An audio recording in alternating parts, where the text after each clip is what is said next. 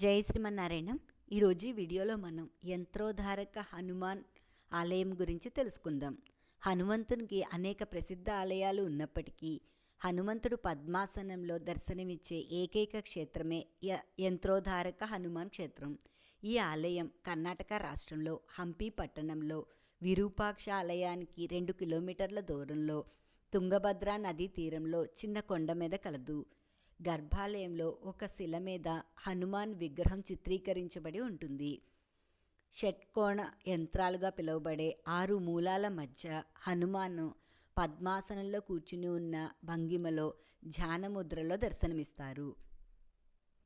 శ్రీరాముడు హనుమంతుడు మొదటిసారిగా ఇక్కడే కలిశారని పురాణాల ద్వారా తెలుస్తోంది.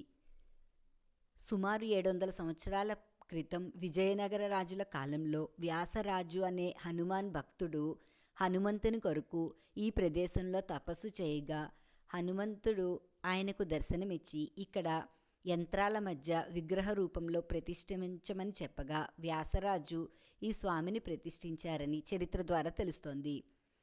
ప్రసిద్ధ యంత్రోధారక హనుమాన్ స్తోత్రం కూడా ఇక్కడే రచించబడిందని తెలుస్తోంది. ఇక్కడ స్వామిని దర్శనం చేసుకున్న వారికి అనేక రకాల భయాలు తొలగిపోయి ఆయువు ఆరోగ్యం కలుగుతుందని కూడా ప్రతీతి. ఇలాంటి ఆధ్యాత్మిక వీడియోలు చూడాలంటే దయచేసి నా ఛానల్ని సబ్స్క్రైబ్ చేయండి. ఈ వీడియో మీకు నచ్చితే లైక్ చేయండి, షేర్ చేయండి. ఈశ్వరి గుడిమెట్ల. జై శ్రీమన్నారాయణ.